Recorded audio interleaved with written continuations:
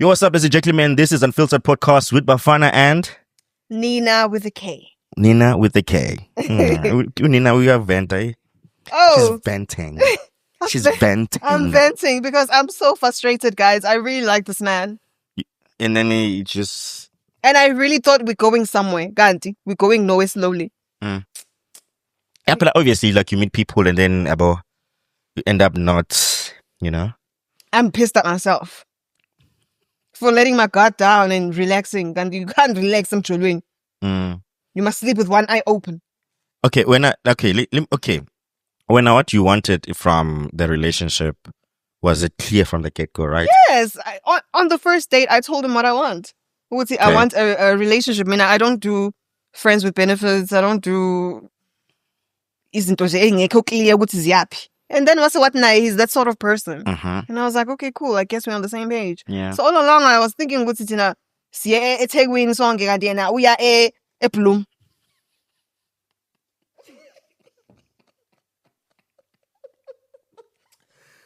Aye. Now I was like, okay, but this is not official. Like, there's no title, and I feel uncomfortable. I need to know where I stand with you.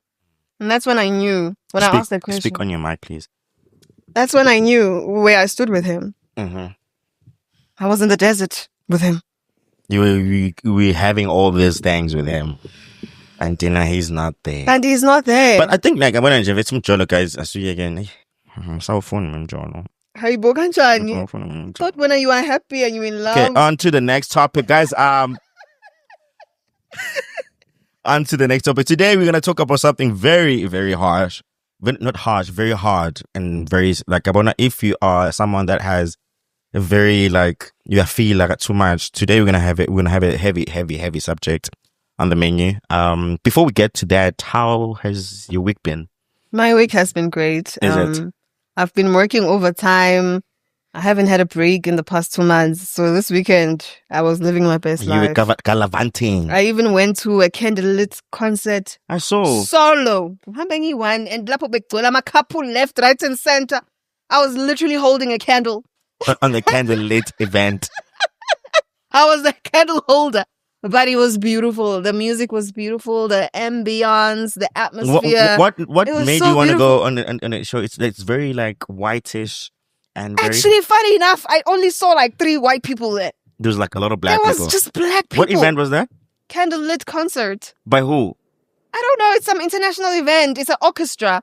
They were playing Adele's music, but there was no Adele. Ngama piano and violin and ngama violin, you know. Okay, cello, and you know, I wish I could play an instrument. But again, I and yeah, I was born on the wrong side of the planet. Is it? Yeah. But no, I've never been into a concert like that where it was so beautiful. I wish it was longer. It was only 1 hour. Was it? How fast? 670 for a ticket for 1 hour. You know why? Tickets in other venues, they are cheaper, but because it's Santon. Oh, it was in Santon. Yeah, so that's why it was expensive. But I was like, angifuni my venue normal. You know, I want to experience opulence. Why did you go alone? Why didn't you ask me? Because why didn't I ask you? Someone or whoever, your friends, whatever. Because they were like, yo, Duranja tickets. Everybody was like, hell no. And I couldn't afford to buy 2 tickets. I'm like, I'm going to take tickets. Maybe tickets when. Everybody was just giving me excuses. And I was like, I'm actually glad that I went there. It was so beautiful. There's this other couple who also got engaged. It was so romantic. There? Yes! Some guy proposed. Like, you know, those candles were looking so beautiful. It was so romantic. Really? Yeah, somebody proposed. I'm sure that was amazing. It was so sweet. Yes. Oh my God. Yeah, guys, it was romantic. My advice is hamba nomuntu wakho ungahambi wedwa ngoba uzobamba ikhandlela ngempela. Yeah, it's a candlelight event. Uzobamba ikhandlela. I think maybe there were only 3 single people that I saw there. Everybody was coupled up, or they were there with a friend or a sister. You know, I was the only person riding solo, but it didn't feel too awkward. Like because the music was so beautiful, I forgot that I'm alone. As long as you enjoy it, as long as I you had the time of my life. yeah, I just, like I haven't been in such. I think the last time I went to an event like that, where it's like I think I went to a voice Nova concert where I saw other people, couples, in it. I'm like, were you alone? I wasn't alone, but I was with friends. But Okay. later they had their people there. I'm like, fuck, Mm. I'm alone. I'm alone. I don't have anybody. That's Mm. so sad. But I was just like, okay, let me just enjoy the music and chill and drink, and then that's what I Yeah. did, you know. Anyway, guys, a couple of weeks ago, I think our very first episode, now we spoke about hookup culture, now, and we spoke about what that breeds. Sometimes people have kids, unwanted pregnancies, and unwanted kids, and that lead to people having broken homes. So today we're gonna talk about traumas that we face as a person that you grow up when as a child. What would be something that you would say? Was something that, you know, as a child you struggled with now as you look back as an adult? Childhood trauma. Yeah, That's a very interesting topic, and it's a very touchy subject. it is. I don't Um, know if like we're gonna be able to finish it because it's a very heavy It's subject. fine, even if it's 2 hours. I mean, I grew up in a household where I was raised by my mother because ubaba ebesebenza like good, so he used to come home once a month. And umama ngiyakhumbula when I was young ebehlala emzini. Like ebehlala kubo kababa, Okay, you know. And bekhona ugogo, khona auntie, khona cousin, the whole shebang. Yeah, the whole shebang. So she was very stressed because those people used to treat her like a slave. Oh damn. And on top of that, she had a 9 to 5 job. She came home, And ekhathele, she's expected to cook and do she's all- expected to cook for these people abangasebenzi abahlala the whole day. Beyipenda nje bebebahle bebengosisi bestrati shame. Hmm. Sisi bakababa wami. No offense Nkosi yami, sebezongizonda cousin. Nami ngikhuluma kakhulu. So she was stressed. She was a stressed mother, Mhm. you know, because ebekumele ephathe wonke umuntu kulo mndeni. She had to provide for this family. Buy food, buy groceries, and lapho abantu bamosha ukudla, omunye uzenzela ivorsi, omunye ufry steak, omunye akafuna ukudla tin fish, you know? Mhm. So she was a very stressed mom, and you know, when you're a stressed mother, obviously it's going to trickle down to your kids. Mhm. And also she had 3 toddlers. I remember I was 4, my sister was 2, and the other one was 1. Damn. We were all under 5 years old. So on top of that, she had to give all of us attention. And Minage, because I was the oldest, I got the less attention. Yeah. So that affected me in the long run. It affected me because I had to be independent from a young age because I had a You grew up mother fast. who was focusing on the younger kids. Kodwa nami, I needed time. Nami, I needed Attention, love. Yes. I needed attention. But because she was so busy, she was so preoccupied. And now she was the mother for the first time in her life. You know, she was doing this for the first time. You know, so Nami, I had to give her some slack. Yeah. Ngoba sengimdala. When I was young, I was very resentful. Because I honestly, I felt like I was neglected. Yes, I went to bed. I never went to bed hungry.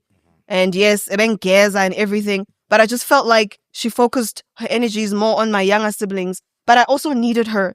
Just because I was a little bit older didn't mean I needed a little less attention or a little less love. And things became worse when I was 5 because when I was 5, my mom, she got very, very sick and she went away. And nobody explained to me Uguti where she is and why she's not at home anymore. You know, nobody explained. Like, you know, people have a thing Uguti wingane when angiku understand. Yeah. Things are just happening around you, but people are not telling you what's happening. They feel like you're too young, you won't understand. You know, my mom was very, very sick. She was away for like 8 months. And nobody explained to me Uguti where she is. And I remember I had to go live with my aunts. And my aunt also had like 5 kids. Damn.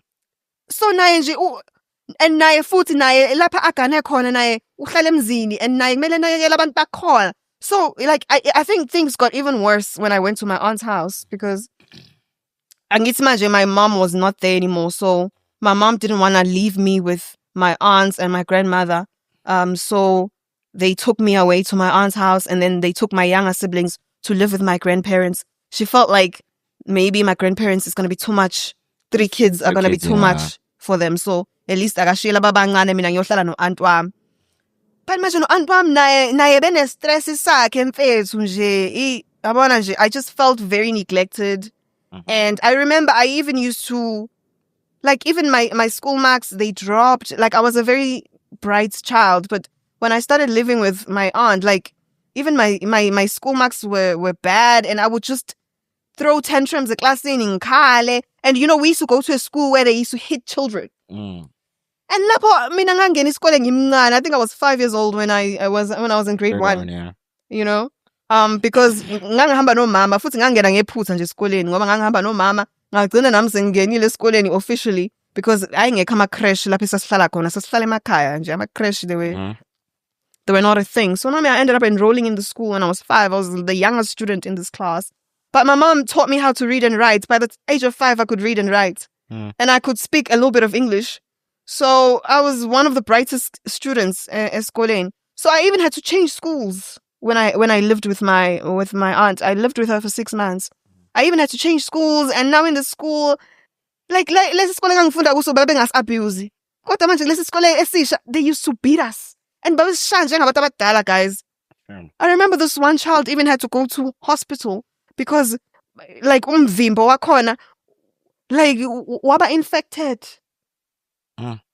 Like, bamshaya wadabuka skin, and then it became infected, and she had to go to hospital to treat the wound. Like, guys, I wanna, sometimes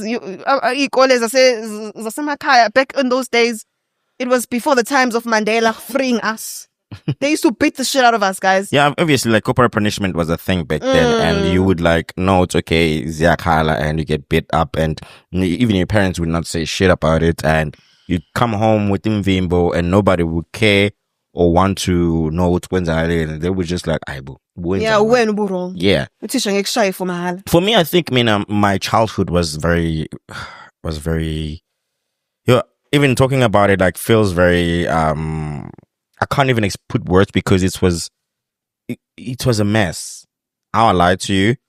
For me, I would never want anybody to actually grow up the way I did, you know. And I'm not to say that my parents didn't do enough. They did their best, but I feel like there could be things that you might not see. They will affect you. You know, for me, firstly, I grew up, I was born in 92, obviously, but, like, I didn't have my mom, like, my birth mom with me, like, constantly. I remember that, and I would stay with my ukokwame that gave, like, that's my, like, ukoko zaluma. And also I had to move and stay with ukoko that is a sibling of my ukoko zaluma wam.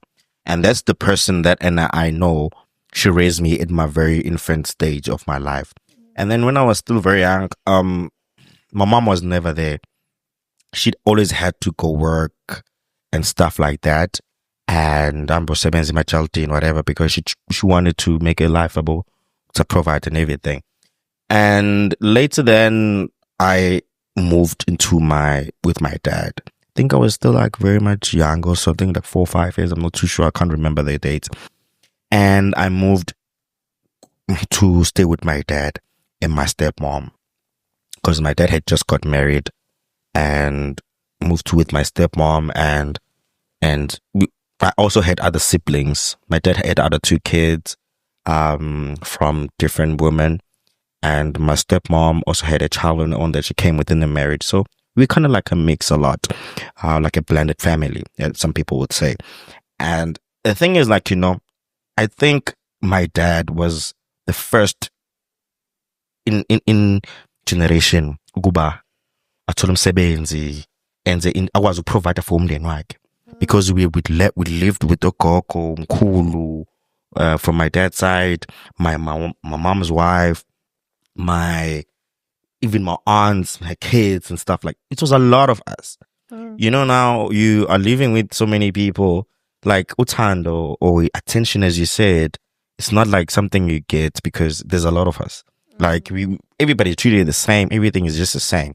And then obviously we grow up and stuff like that.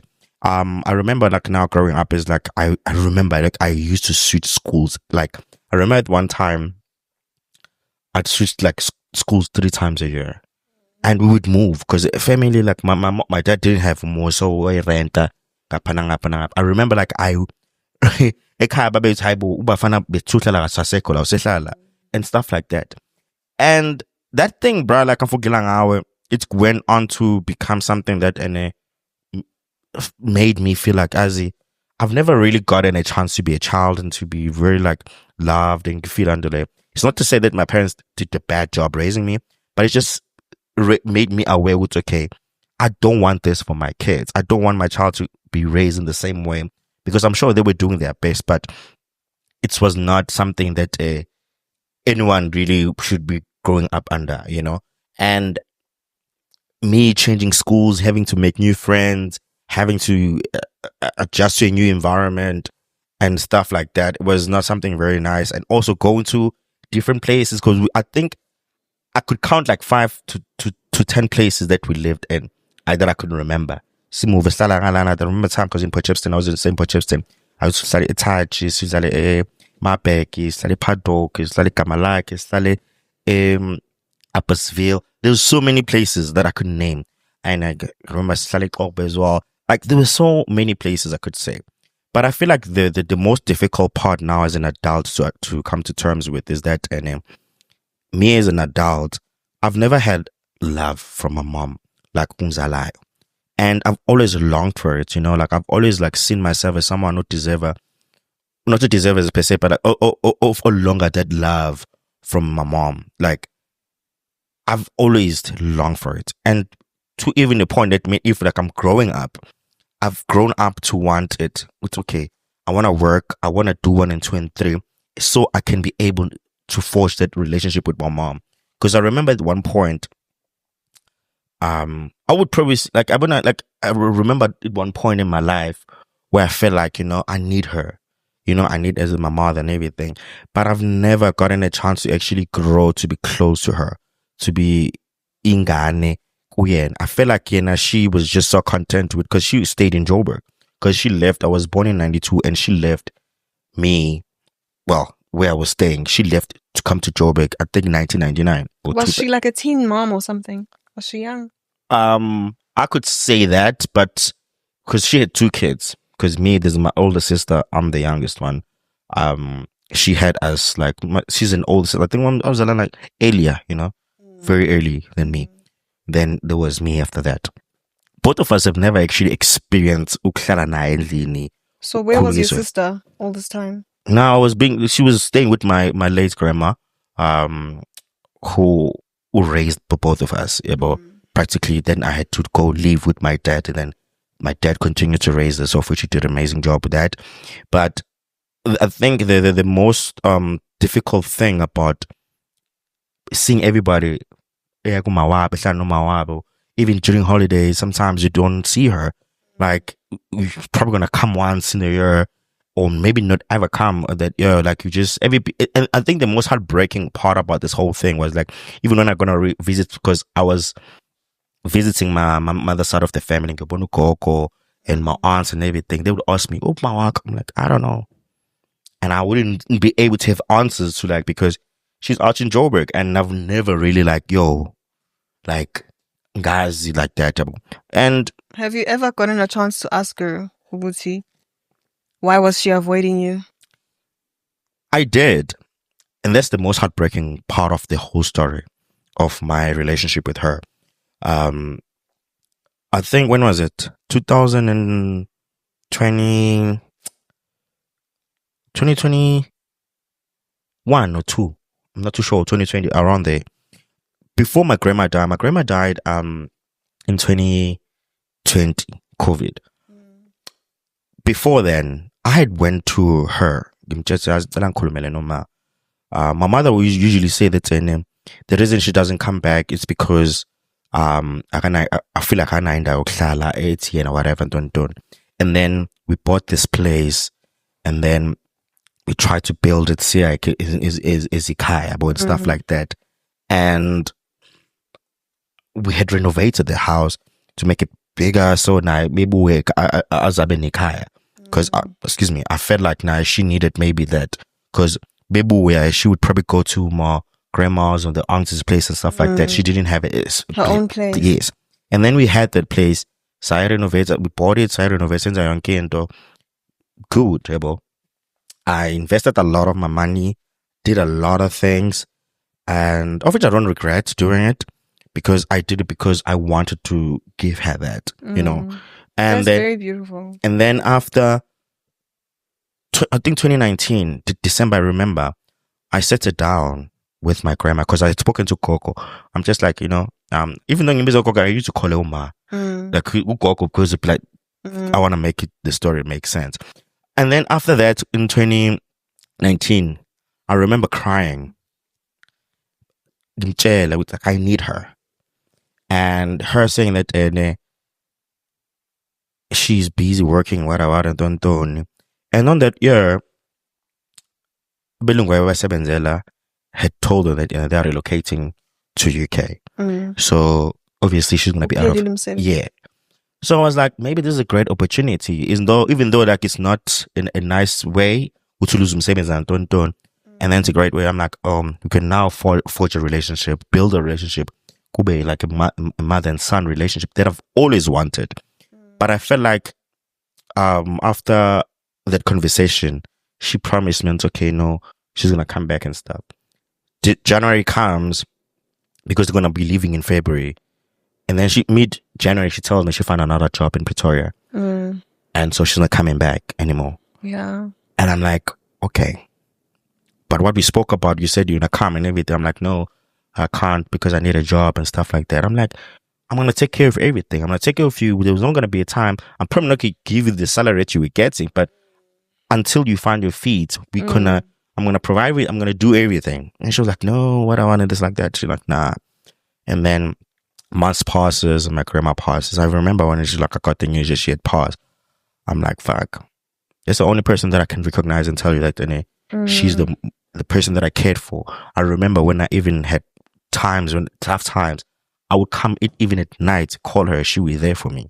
Something I'd never heard from my mom, lie. And then I was like, okay, cool, fine, whatever. And then I dealt with the loss of her. The following year, I was like, I'm not again. Can she come home and everything? I was like, no, and stuff like that. And I remember for most part of that year, talking with my aunts, talking with Bananga, like Bananga, with Bankulumene, with Abuye Kaya, because I want to have a relationship with her and everything. Where was this home built? In Potchefstroom, where everybody will be stay there. Yeah. So she's like, she's I'm like, what? And then I remember we had an encounter. There was a break-in in the house, and she said to me, it was my fault that happened. The house got broken into when I had left for work. So people came in in the morning, broke in the house, and then stole a lot of shit, stole most of my things. And obviously in his stuff because I was colonizing. But I was blamed. I was made to be the one who was careless, who was not worried enough to understand any good of my break-ins. And from that day, that's when the resentment grew. Because this person, I've done so much, I've sacrificed so many things, but still, she doesn't acknowledge those things. And I'm feeling like, ngingane is everything in a power to have that relationship. She doesn't care. And that's when now I realize I'm like, you know what? I'm trying so hard for someone who doesn't even care. And I remember for that year, I was so broken. I was so hurt. I even went to therapy because of her for so long. And I never felt like she has ever recognized me as inganyake. I've never felt uthando lwakhe as umama. I've never felt like she cared about me, And I could say what I'm saying right now, my sister could also say the same because she doesn't also has that kind of feeling. She's not a mother ungathini nawe as umntwana, you're like, oh, ngayekena ukwazi ukuthi uthole that like abona and stuff like Does that. she have other kids besides you guys? No, it's just the two of us. Just the two of us, and she has never had other kids. She doesn't, because I would have known about them, you know. But even in us both, she never tried. Because I'm gonna say she never tried, you know, to be a mother. She never tried to be umuntu ozoslalela azame, you know. Everything was just for her. She was selfish. She didn't care enough to even recognize it's any ingane zamdinga and stuff like that, you know. And the most painful part about this whole thing was I wanted that relationship. I wanted to look past everything and build it, but that was thrown in my face. And for that, it has created very like a feeling of like not wanted, you know, like abandoned. I'm dealing with like, oh, maybe this person had me, but she never wanted me. And then I tracked back the story how my dad and whatever. I'm like, okay, maybe she has issues whatever with my dad, because that's what I was thinking. Maybe she resents you guys because of your father. Maybe your father did something to her, and that's why she resents you, because every time she sees you guys, she's reminded of that pain. Especially if you look like your father. I look like him. So every time she sees you, she sees this person who abused her or who hurt her. So that's why she struggles to build a connection with you. And also the fact that she was very young when she had you guys. I'm sure she didn't want to have kids. She was young. She wanted to live her life. She probably wanted to go to school. She had dreams, but now she had to put those dreams on hold because now she's a mom and she wasn't ready for motherhood. She didn't want this. Yeah. And not every woman is worthy enough to be a mom. I wish God would assess people and say, okay, lona ngathi uready ukuba umama lo, so athi ngimnike ingane. uNkulunkulu unika wonke umuntu ingane, unika ngisho abantu abanganayo indaba nezingane zabo, abangayithandi ingane zabo, abantu abenza ama drugs, abayihlukumeza ingane, unika wonke umuntu ingane. And then the people who want kids, they struggle with fertility, they pray, they even pay hundred thousands, benza ama in vitro, and these procedures, they fail multiple times. So I'm very, very sorry that your mom never learned how to love you because she couldn't put past all the differences that she had with your father. Because maybe I was thinking with Mhlambe, like, it's not like she was abandoned by her mother. Your grandmother sounds like a loving, beautiful woman. Where is she getting this from? Was she abandoned by her father, maybe? No, her father was still very much. As much as I because there are things that I looked at, because she didn't grow up with both the parents being together, because my grandma, Omzalayo, not the one that raised me, like got married to someone else, and Wamshiyekhaya. No, because even nomkhulu, I don't even know umkhulu like that. We're not even close. Lozala uma like. So now she wasn't raised by her parents. Yeah, she didn't have that. So she never grew up knowing uthando la mama. Yeah. So I think I think she grew up for her. I think she grew up with uthando la mama. Maybe la baba lelangaltholanga or whatever, or maybe uthando ohlala. I'm only speculating because I've looked the setup, the family setup, and the family tree, how it is like. Okay, maybe this, but in everything, everything I'm gonna play it now.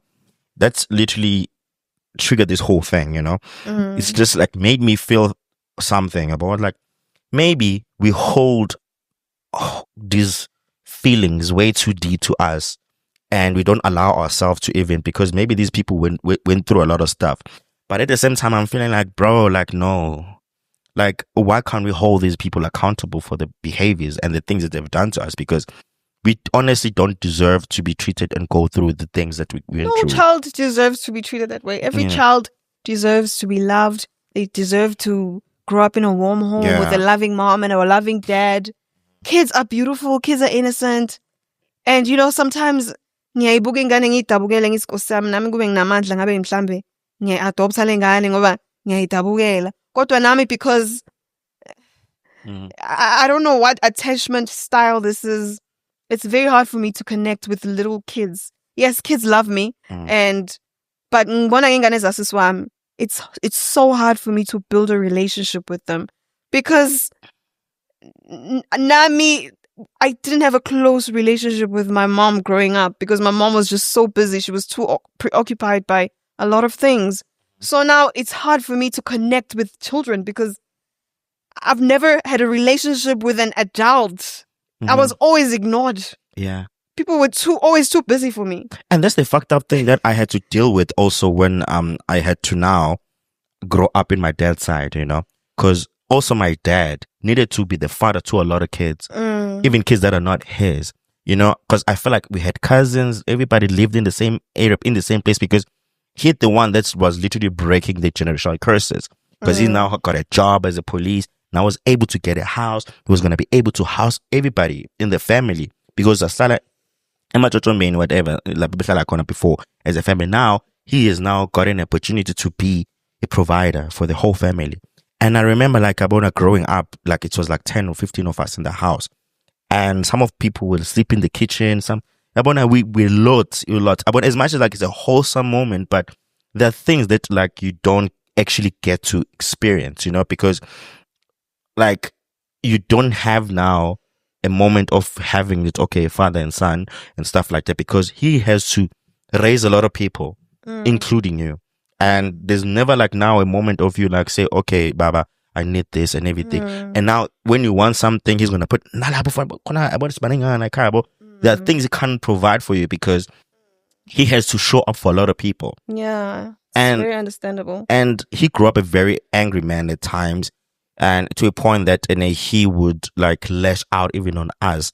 And I understand it because I'm old. You know, even I don't have like the greatest relationship with him, but I still appreciate the fact that he was able to show up. He was able to give me the life that I could possibly have today. I don't have the greatest relationship with him. I'm glad you had that at least. Yeah. You weren't abandoned by both parents. Yeah. At least there was a one who stayed. Even like the fact that my dad had a lot of things, he said, I'm not going to let you go. I'm going to bring you into my own house, raise you like every child that I had. Even though you guys moved a lot. Was he a soldier or something? He was a cop. So he was the first soldier, and like he used to move a lot. Okay. So that also affected my what. But I feel like in more than anything, I couldn't have asked for a better upbringing from him, even though he was like, that's why like he was, I want to angry, you know, and I feel like anger sometimes maybe was created by the fact that he was in military and everything, you know, and there was a little bit of like, I don't, maybe I can call it abuse right now, but at the time it didn't feel like it, but it's still, you know, there was like I used to be scared of my dad, like scared as fuck. My dad was a scary man. Where's Cheyenne? He would, sure, dog. My dad was a scary man. And I think all those things bundled together, they taught me, okay, how people like look at me like, oh, why are you like this? I'm like, listen, I saw so many wrong things in my life that I didn't want to be part of my life. I saw so many wrong like things that I want, like, you know, I don't want to bring into the family I want to make and stuff like that. I don't want that for my family. I don't want that because I know how it affected me. The things that I still deal with, the traumas and whatever that I still that I deal with because of what happened, you know. And we'll come out, it's okay, if now I still gonna go with this thing, it's gonna affect my kids and the generation that's gonna come. So this is a video when I want us to play. This lady speak about something, and I don't know, man. I need to Google what's name and maybe develop that because it's such a very hard thing she's asking. Okay, so we're gonna play this video by this lady.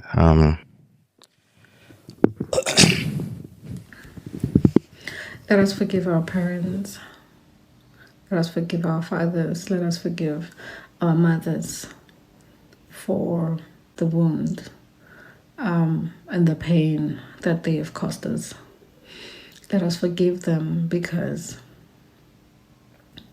they were broken people themselves and carry the very same wounds that they are now passing on to us.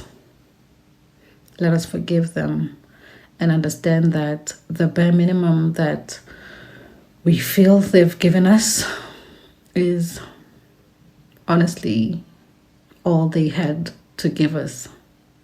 The bare minimum that we feel they have given us was all they had to give. So let us forgive them and have grace for them in understanding that they too were once broken kids that needed the very same love, that needed the very same care, that needed the very same support. I think we kind of get the idea what she's saying there. Because now she's speaking very softly now and traumatize her. Do you think like do you I don't know how I'm gonna say this. She said you must forgive people that don't even want to apologize. Technically. Have you ever called your mother out? Have you told her how you feel? I have numerous times and she's never apologized. She doesn't feel any guilt. No. She feels she did good, yeah. By abandoning you. She doesn't see anything wrong with that. She has excuses, and I'm calling them excuses because she tells me like, and she, you know,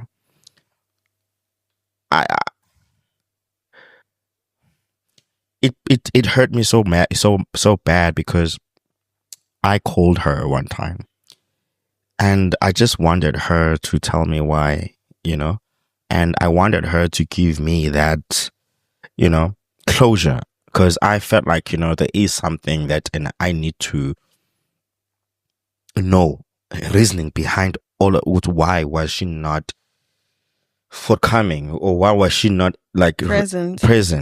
Like I'm seeing kids with their mothers and everything, and I'm longing for it, and I'm not able to get it from her.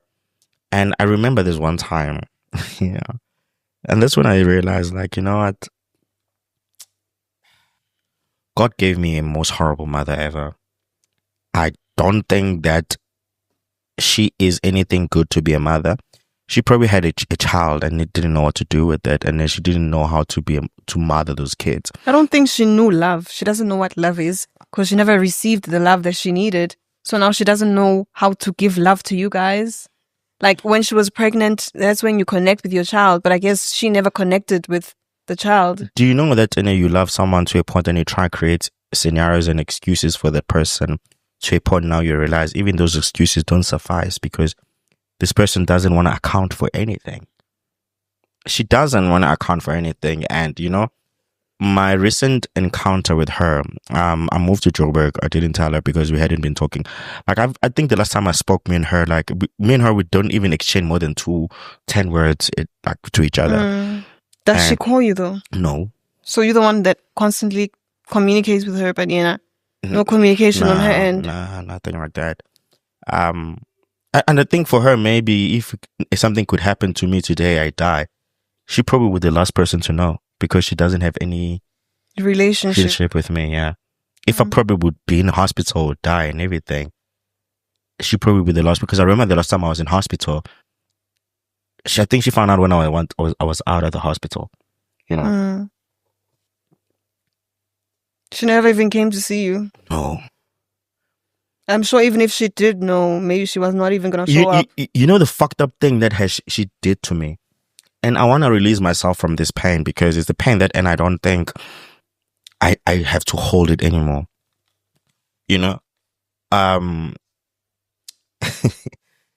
She's a person that believes in God, yeah?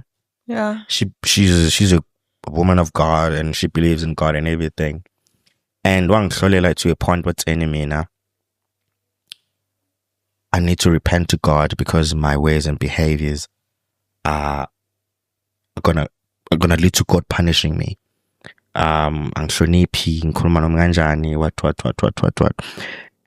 And she's saying all of this because I'm trying to get her to account for the things that she did in my life.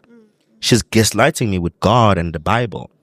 And she making me feel like I'm not someone who is a right to even question her about the things she's done and everything, you know.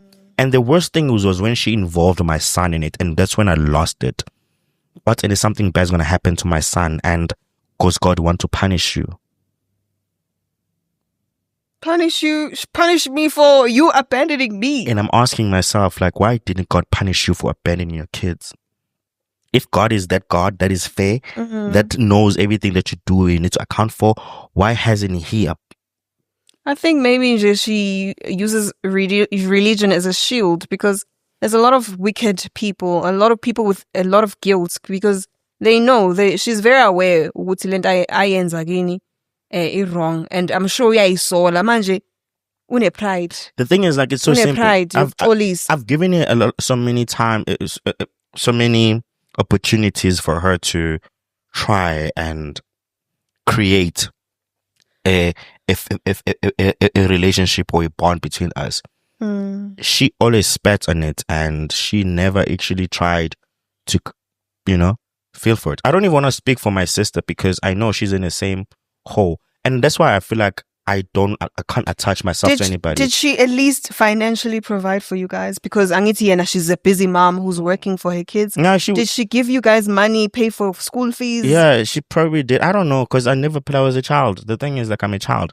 But what I know is that maybe in varsity, she would send me money. Yeah. Like every month or once in a blue moon? When she can. Because also I was on using NS first, so, you know. But I'd call her, whatever, and stuff like that, or my dad or whatever, so she would when she can. And even for that, bro, it was also like a tricky thing, bro. Like, money is not important to kids, guys. Kids want affection, they want attention. They don't want your money. Yes, they need money because they need clothes and they need food and they need shelter. But they'll never remember what's, oh, mama used to buy me I'm a Reebok. Oh, I'm a Puma, take a Puma. They will remember the love that you gave them, even and the time and the, you know, the time and the memories. They'll remember that so much. If you don't create memories for those kids, yeah, I've spoken out of turn. That was not the content that I wanted to talk about mostly today, but also the effects, the after effects of experiencing that in life. It's creates you a person that you don't attach yourself to people because you know they're not gonna be there for a long time. You always have the mentality of, like, you know, if your own mother can leave you and abandon you, what a stranger can do, they can do the same to you, you know. And I think it has shaped my ways of forming relationships. I become heavily scared of being attached to person. Like, I'm an avoidant type of attachment type of person. Like, I don't want to depend on anybody for anything. I could be in a very dire state. I remember this one time, I think 2 months ago, I just moved in here. And obviously some of the things were not correctly right. You know, I seek help from my mother, you know, because she's closer here. I'm like, is she still in Pretoria? I don't care where she is. I don't know, sorry. I don't know where she is. If now something happens to her, I wouldn't know where to start searching. You know. I text her, like, because at least Melum Carving for her funeral when she dies. Melum Carving, I better uzontela inkinga mase shonile lana manje semelele imncwabe ngemali out of nowhere. So as much as you have an estranged relationship with her, you must cover her. Nami ngimkhavile ugogo and we have a bad relationship. We don't even talk. But because I know nobody's gonna be there, uzostalela inkinga mase shonile. Yeah, maybe. Yeah. I think you should. When I was back in my because I can't. Please do it. No, yeah. So I text her. I'm like, hey, I need help from this and this and this and that. I'm in a very difficult situation. I need some real help. I wouldn't text you if I had any other option. You know what she said? What's her name? Unkulunkulu is punishing you for your past transgressions, and angifuni ukuba ngikusize ngoba ngizobe ngingenelela endleleni yaNkulunkulu. What? I feel like a lot of people bakhohlakele and basebenzisa igama laNkulunkulu to hide their guilt. Highest level they of know what they gaslight. did is wrong, but now they are using the Bible or they're using God to justify their wrongdoing. That's why she's always using religion against you so that she can cover her shame and cover her guilt. That's why I have a problem with religion. That's why I don't believe in so many people now, because I can look at their heart, their evil that breeds inside of them. A lot of people abasondayo bakhohlakele banenhliziyo ezimbi. Ugogo wami uthandaza for 2 hours kodwa ukhohlakele lo ushamiza ngoswayini. And that's the thing I always say, like, people, when they cling on to God, maybe it's because it's saving face. Yeah, because they are trying. It's because they want. They're trying to cover the shame and guilt and the ugly face. What's in the akafuna intervene because uNkulunkulu uyangishaya yangipunisha because of my word, of my ways. Ngakutshela ukuthi wena unje. Yazi tshele in azangiphele no 24 hours. The things that I was crying about and stressing about, I got a solution. Yeah. Because uNkulunkulu akalahla abantu. 24 hours awuphelanga kubuka ngitshela uNkulunkulu. Ngakhala that day because I was feeling a lot of pain because I'm thinking, oh fuck, who am I going to cry to now? There's no one. She was my last resort. And when I say last resort, because I don't want to bother anyone. I'm that person that in and now I don't want to bother anyone. I want to just like do things on my own way. I never want to be dependent because I know how to depend on people, how that stuff like that. And as I'm playing the 24 hours, I got the call that I needed. I got that message that I wanted, and that changed everything for me, And I was like, I guess uNkulunkulu was not trying to punish me. No, he wasn't. And and I felt that when cutting off people is actually not a bad thing. If cutting off your mother is the best thing for you and it's good for your mental health and peace, I think you should do it because she just keeps on hurting you and hurting you. I deleted a number, I blocked a number. I don't know because I don't ever want to have any connection with her or communication with her because I feel like it's toxic. Very. It's toxic. She is so mean. The moment I try to step into her, there's a reason I'm reminded every time why I shouldn't have. Something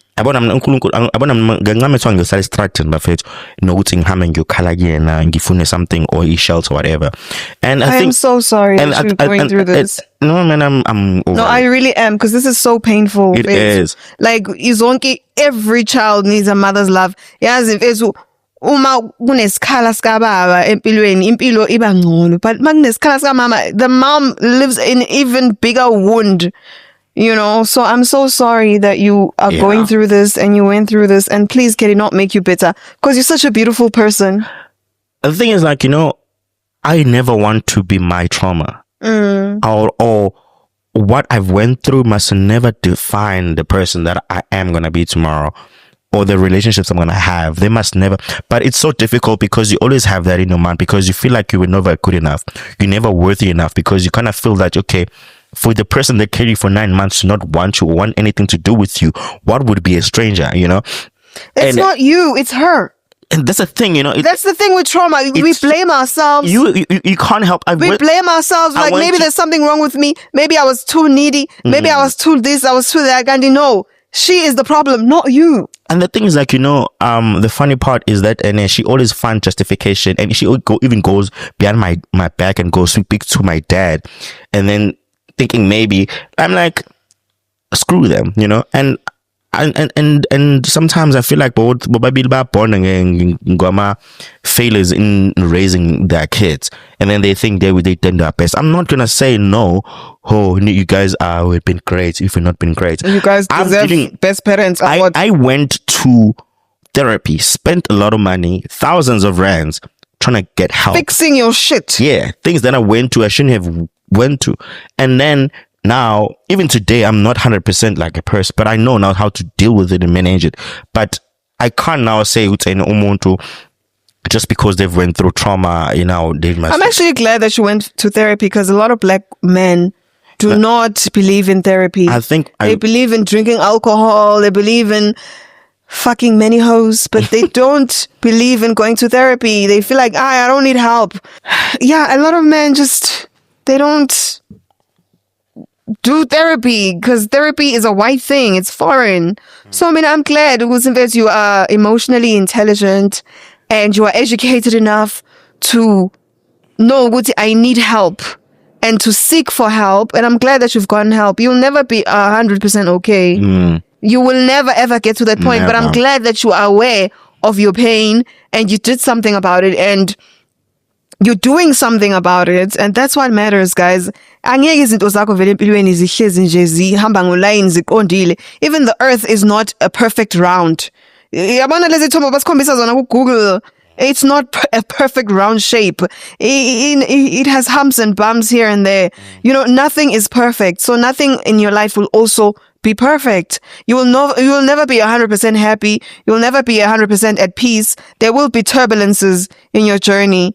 But you must always just try to find your feet throughout the journey of life and remind yourself. And the thing is, like, you know, when you go through these things, like, because you're left with a scar, like, and then you like deal with people. You can't even forge relationships in a very like good way, because now you're always thinking that's gonna hurt, that's gonna share, because everybody, they always leave, you know, and because you don't know why, and then you start like try to overcompensate for people so they can I remember, like, in my other relationship, I wanted to cling on that person because this was my only form of love I've ever gotten from a woman, and it was like, I can't lose this, I can't like not have this. It's like something that I need to keep and what.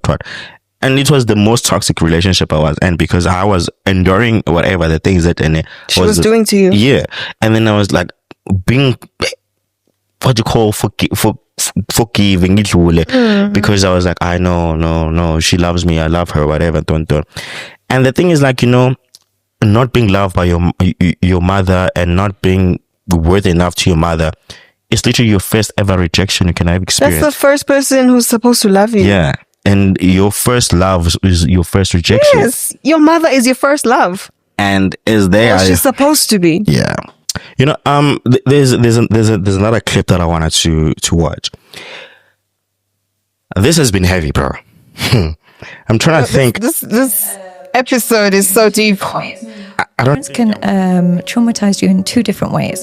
One can be active, where they actively abuse you, negative, physical, emotional, actually abuse you. The other can be passive, where they don't give you support and they give you neglect and they don't show concern for your emotion. Both are equally damaging. Both are. So people, when they think of trauma, they think, well, nobody hit me in the house, I can't be that and I was never sexually abused, so I'm not traumatized. But having a parent watching you in pain and not offering you a hand is trauma. Because what happens then is a child has no one to soothe their emotions.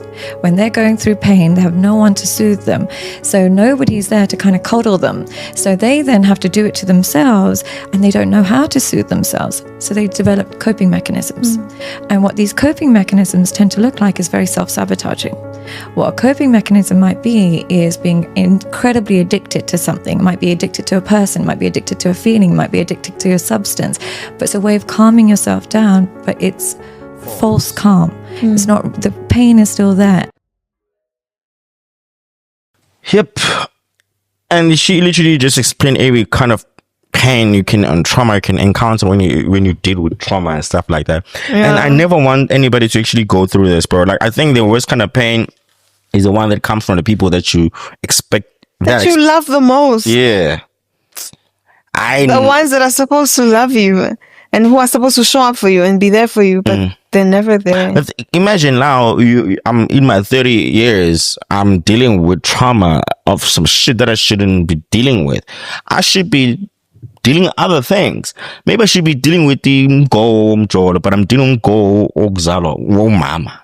Like your mother, you have like you're feeling abandoned, you have abandonment issues. And I'm sure Nomcholo is affected by the fact that you have an estranged relationship with your mom. So the way that you date, I'm sure you've even hurt people in the past, because I've hurt a lot of people because hurt people. I don't want to let anybody in. You don't want to. You want to be hurt, so you'd rather hurt them before they hurt you. That's the thing that happens, because you feel like, okay, before I get hurt, let me rather hurt them first. Yeah. Because now can't- you're also trying to protect yourself. Because you will always put yourself first, even subconsciously. Yeah. When like in this whole trauma thing, like what would you feel like, you wish people did differently? What do I wish people did differently? Mina, I have forgiven my mom because my mom is a loving mom. Yeah. And I think now our relationship is even better than when I was a kid. Yeah. I just think maybe she didn't understand kids. She didn't know how to communicate with them. And also at that time, she was dealing with a lot of things, she had her own battles that she was struggling with that she couldn't share with us because we were babies. Yeah. But now that we've grown, like our relationship has grown, we've become closer and closer. So I've forgiven her. And I love her, and I understand that no one is perfect, guys. No one is gonna get everything right. Khona lapho esoleka khona. Nami nje, as a human being, I have a lot of things where I'm good at. There's a lot of things that I'm good at, and there's a lot of things where I lack, and I still need some work. Some work on it. So I've forgiven her because when I was a child, I resented her for it. But now that I'm grown and I understand life, I'm like, shame, this woman was going through a lot. She married into a family that hates her, that was abusing her, and she had to deal with them. And on top of that, she had 3 toddlers to deal with. It's a lot. It's a lot for her. And she was a young mom. She had me when she was 32. I'm 32, and I don't have children. The crazy thing right now is that everybody speak about deadbeat dads and stuff like that, and it's very prominent. Yeah. Not to say it's not prominent, but like I'm not going to deal with it. But I've gotten to deal with like a sort of like a deadbeat mom because like she was probably like, practically not there, but she was existing in a sense. Yeah.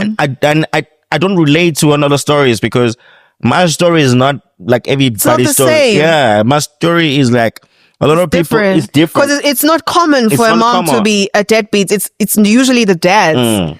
For me, like because like for me, if you're not constant there and like. In your kid's life, you're a deadbeat person, like you are. You can't when the child, like when you go through the pain and everything, like I felt at one point a relationship was getting there, but nah, and that's the worst thing, bro. Like to think like you getting there with someone, you want to get there. I want to forgive and let go of the pain and the hurt that I've felt, but it has never been a situation where like I feel like I can really forgive this person to a point that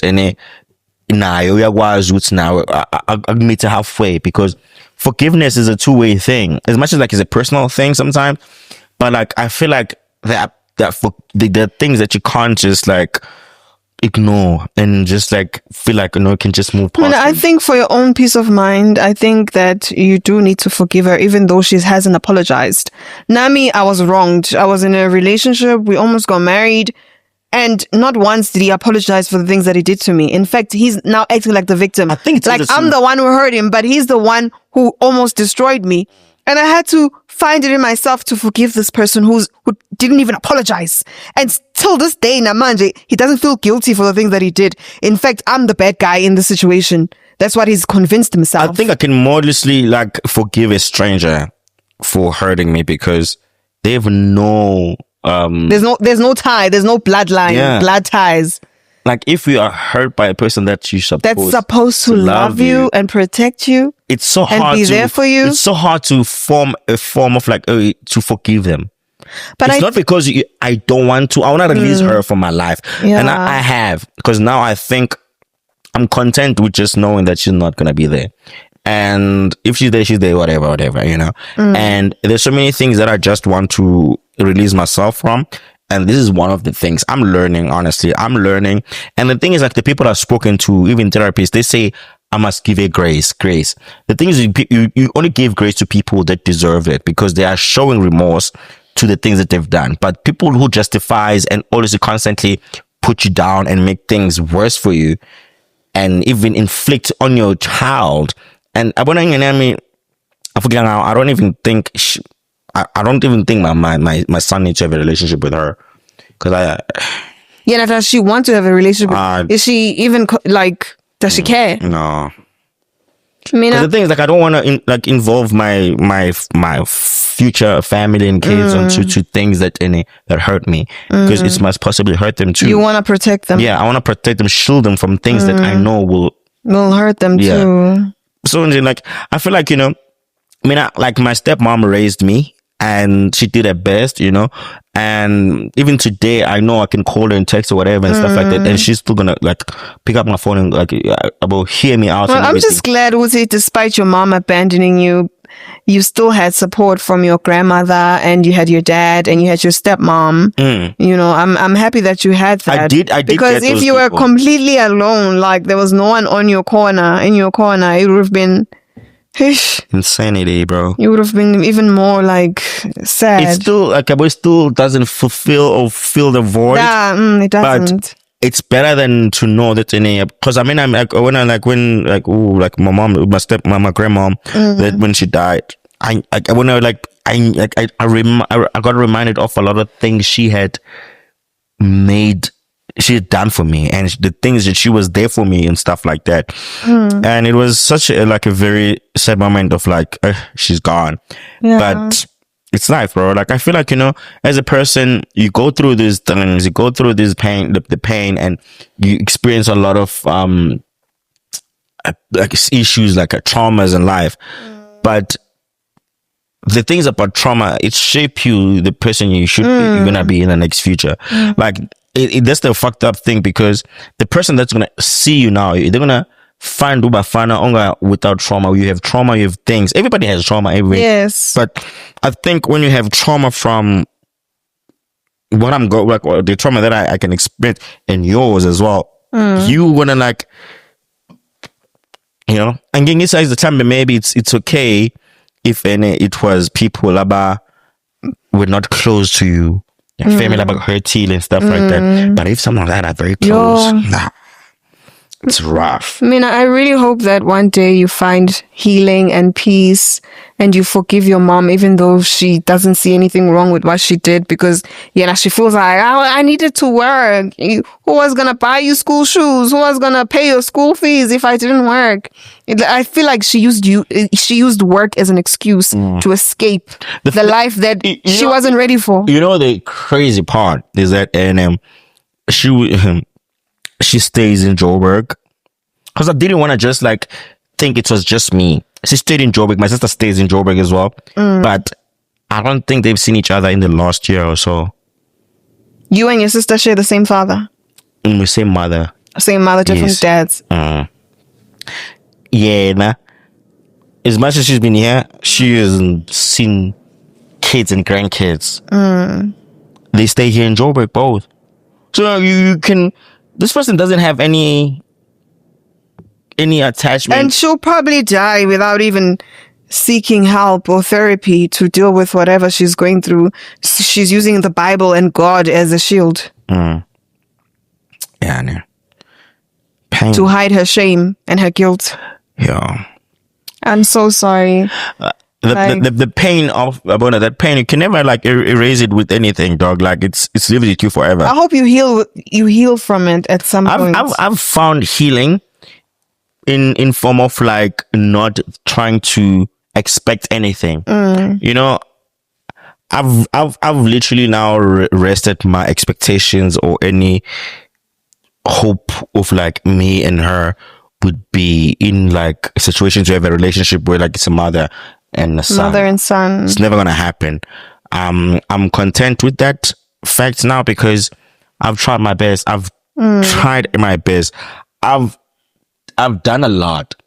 When I went out my way to try and I sacrificed a lot and put a lot of effort into it, but it still never worked out. So this person never wanted this, and that's what I'm saying. Like, right now, even me talking about it, I'm okay talking about it, even though it's hurt still. But, like, it's still something that I would never, like, want to cling on and think my life is like that.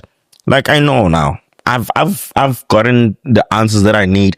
And maybe I was just, like, delusional, hopeful that, and maybe one day she will what. She'll love you back. I now know my mother never loved me. She never wanted me.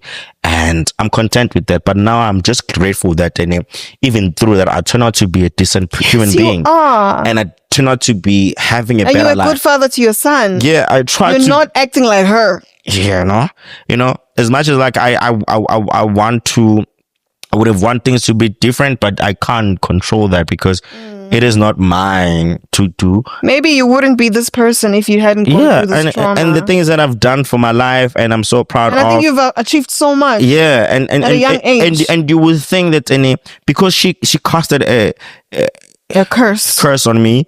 She cursed me not once, not twice, so many times. Because I wasn't supposed to turn out to be this person. She's not God at the end of the day. She can't dictate how your life is going to turn out. But then there's the thing is like we living regardless of people's curses and they impose on us because life is not lived according to their evil hearts. I mean, I think that the love that you have for her, you need to pour it into yourself and you need to pour it into the people that matter, like your son.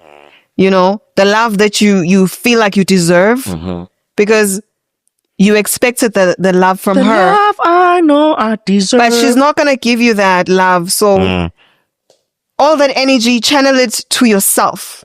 Yeah, no, like it's there now. Even remind yourself when you are in pain or you are triggered, always just pour the love back into yourself. Yeah. Because no one will ever love you more than you do. I don't as a thing, even my confidence, bro, tanked. And but this is the same.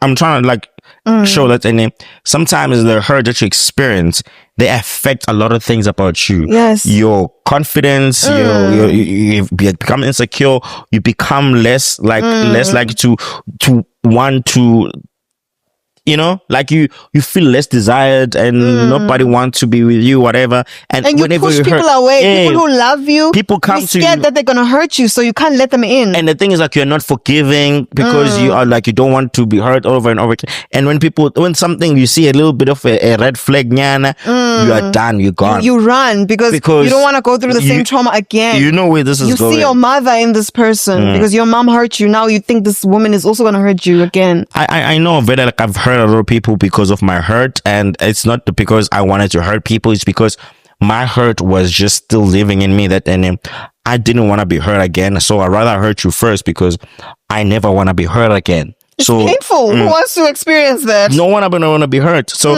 if I hurt you, it's not because I had intention to hurt you. It's because you were protecting yourself. It was a defense mechanism. Exactly. It's just like not to try to be in a situation where like I have to deal with another pain and stuff like that, But life is like that, guys. And I'm not saying I'm justifying any pain that I've caused to anybody or whatever.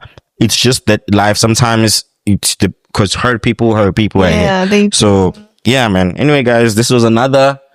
I can't even say great. It was another very emotional, heartfelt, heavy episode. But I hope even anyone that is watching this literally reflects and realize that. And sometimes the things that you go through don't to define you as a person going forward.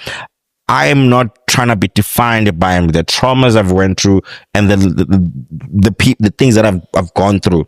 I'm trying to be a better person. I'm trying to do better, and I'm doing better, compared to what I've went through. I feel like I've done so much work on myself to be a better person, and I know what's on the other side for me, because it's great things, because I'm doing the work, and I know the pain we got from our parents, whoever that has hurt us. Yeah, our parents are not perfect, guys. Yeah. They don't. I have two loving parents, but Nabo, they fucked up somewhere, somehow. Yeah, we always go through. They're not perfect. They're human. But you know what? The best part about that is that they still see through it. Yeah. That's why, like, even my dad, I can never fault my dad for many things, because as much as like he was not perfect, he was still there. He never gave up. He never said like, he never gave up on you. Yeah. He never gave up raising me as a child and everything. And I respect him for that. So many dads would have. Yeah, some dads would have like, I'm like this. Yeah. bye, left with a grandmother. Yeah. not even pay child support. He was still very persistent. He still said no. So he's a great man. He's an honorable man. Yeah. And I respect him for that. As much many people will say it's bare minimum, but I appreciate that bare I don't think it's bare minimum because he was present. He was there. The thing is that people will say like, you're uploading a fish for swimming. 80% of fathers, especially black fathers, are absent in this country. So we can't. I can't fault him for anything. So anyway, man, that was another exciting episode of Unfiltered Podcast. That was another heartfelt episode. Heartfelt, deep, very deep episode. I'm glad I didn't cry though. This was my first time I didn't cry when I'm talking about this. It's the first time ever. Really? I was filled with tears, but I didn't cry. You should have just let it out. I don't know. Express yourself. No, for anybody, you must not see me down, man. Oh no. I must be strong. Sometimes you must be vulnerable, and men are so scared of being vulnerable and exposing themselves. I was vulnerable, yes, but I wasn't showing a lot of emotion. I've showed emotion. I think when you watch I think it's beautiful to see a man who pours their heart out, because it's not very likely. A lot of men bafela ngaphakathi mfethu abakhulumi ngeinsizi zabo ngezinto ezibalimazayo ngaphakathi. Umuntu ugcine kulimaza nawe unga understand ukuthi ungilimazelani lo muntu lona. It's because now you don't know the truth. They don't the pain, they don't pour their hearts out to you. You don't want people to know your pain because you feel like that makes you weak. That makes you actually stronger. When you express yourself and you confront your pain, people often see it as weakness, especially when you're a man. Kanti, that doesn't make you weak. It doesn't make me look at you like less than. I respect you even more and I admire even more what you've been through so much pain now. So I'm not going to be like, or whatever. I have so much respect for you. I know. I think... And so much love for you. Thank you. Anyway, guys, this was another episode of Unfiltered Podcast. Till next time, peace. Love and peace. Love you guys. Bye. I'm stepping out this ride like Cinderella on the carriage. I'm looking all around and all these bitches looking average. I'm murdering these hoes. There'll be nothing left to salvage.